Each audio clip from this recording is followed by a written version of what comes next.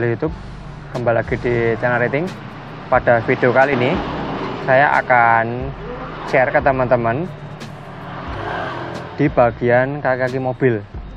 Jadi saya menemukan beberapa dari teman-teman saya juga dan beberapa orang di grup itu melakukan press ulang atau rekondisi di bagian knalpot, baik itu long T-rod, anti-rod, ball joint dan link stabilizer.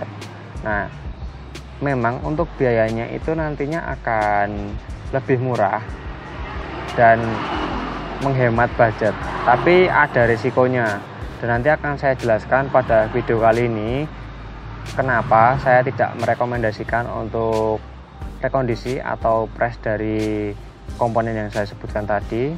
Jadi bagi kalian yang pengen tahu untuk alasannya saya tidak mau merekomendasikan atau rekondisi dari bagian-bagian itu tadi apa, silahkan kalian ikuti terus video ini sampai akhir supaya nanti kalian bisa tahu dan bisa menerapkan cara ini di mobil kalian.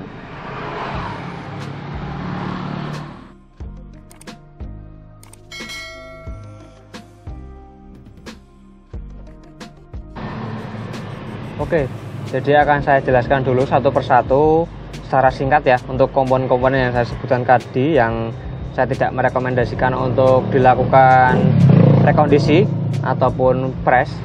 Itu yang pertama itu long T-rod, itu ini. Long T-rod itu penghubung dari power steering ke bagian anti-rod ini. Jadi ini adalah anti-rod. Anti-rod ini yang langsung terhubung ke bagian roda ini. Dia juga ada knalpotnya di sini. Nanti akan saya perlihatkan untuk gambar jelasnya. Jadi untuk long T-rod ini ada seperti knalpotnya juga di bagian sana. Dan untuk anti-rodnya ini kan dia bahutan seperti ini. Ini di bagian sini dia fungsinya untuk menyetel di bagian roda ini, mau di toe in atau toe out seperti itu. Dan untuk jelasnya nanti silahkan kalian bisa searching ya, ini saya jelaskan secara singkat aja biar menghemat durasi. Untuk itu yang masuk ke bagian power steering ya di sana. Jadi ini untuk long T-rod dan ini untuk anti-rod. Ini untuk settingan dari anti-rod ini supaya roda itu mau dibikin lurus seperti ini ataupun seperti ini ataupun seperti ini. Jadi simpelnya seperti itu. Oke, kemudian ada juga ball joint. Ball joint ini ya teman-teman, ball joint ini yang menghubungkan dari lower arm ini atau arm ini ke bagian komponen di bagian roda ini. Jadi ini ada knalpotnya juga atau bolanya juga, namanya ball joint ini. Fungsinya untuk penahan atau penstabil juga. Dan kemudian ada juga itu link stabilizer. Link stabilizer yang ini naik ke atas, ini link stabilizer. Nah, nanti yang akan saya contohkan ke teman-teman yang link stabilizer, karena saya adanya itu yang link stabilizer yang kemarin ball joint sudah saya ganti, itu sudah saya lowakin jadi nggak ada bekasnya. Nanti akan saya jelaskan ke teman-teman. Untuk link stabilizer ini fungsinya untuk menstabilkan roda kanan dan kiri dan untuk steering biar dia lebih enak ya. Kalau ini oblak itu nanti akan terjadi masalah atau bisa jadi setirnya narik ke kanan atau ke kiri. Kalau di bagian link stabilizernya ini rusak, biasanya juga akan bunyi gluduk-gluduk, sama seperti ini juga bunyi gluduk-gluduk juga biasanya kalau kerusakan di bagian dua komponen ini.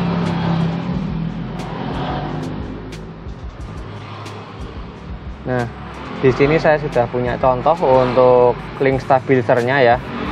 Untuk kerusakan di bagian yang saya sebutkan tadi seperti long T-rod, anti-rod, ball joint dan link stabilizer seperti ini, itu biasanya kerusakannya itu pasti oblak seperti ini.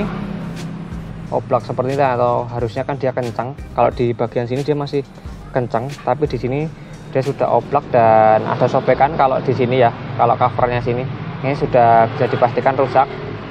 Dan kenapa saya tidak merekomendasikan komponen ini tadi semuanya, yaitu di rekondisi atau di press ulang, karena knalpot di bagian dalam sini ini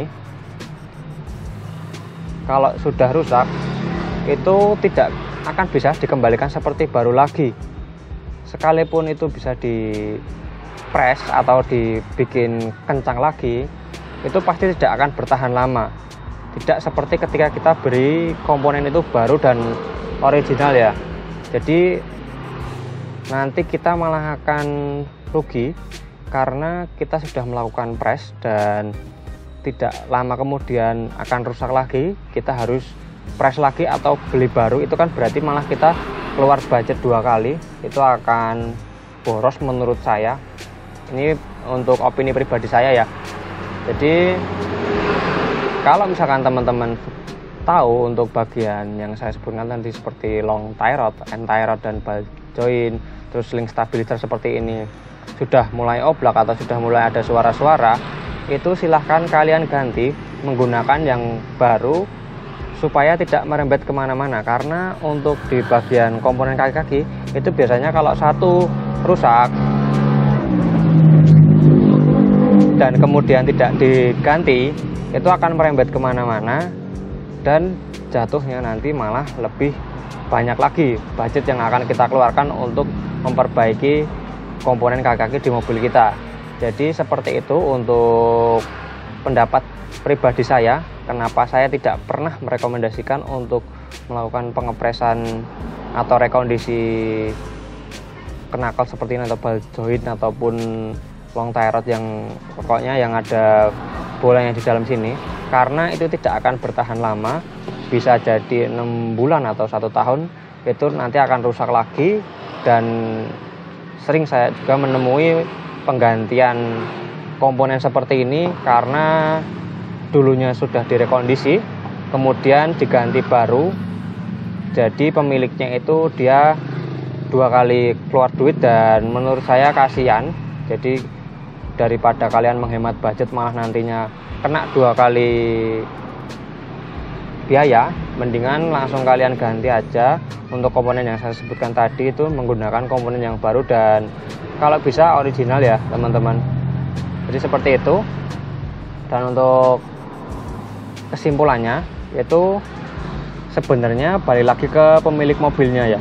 Kalau ke pemilik mobilnya itu pengen rekondisi ya silahkan monggo-monggo aja, itu tergantung dari budgetnya masing-masing. Cuman kalau dari saya seperti yang saya sudah jelaskan tadi, dan untuk saran dari saya, saat ada tanda rusak di fisiknya seperti ini atau kalian melakukan pengecekan itu ada tanda-tanda kerusakan, silahkan langsung ganti, kalau perlu menggunakan komponen yang original supaya mobil kalian tidak mengeluarkan budget 2 kali atau harus perbaikan 2 kali. Karena kalau kalian membawa ke bengkel itu otomatis jasanya itu lebih mahal nanti daripada biaya spare partnya, apalagi kalian harus 2 kali masuk ke bengkel karena yang pertama tadi rekondisi tidak awet, kemudian harus diganti menggunakan yang baru, otomatis 2 kali spare part dan 2 kali budget untuk melakukan penggantian. Jadi itu saran dari saya ya teman-teman. Jadi mungkin sekian video dari saya, terima kasih sudah menonton, semoga video ini bermanfaat.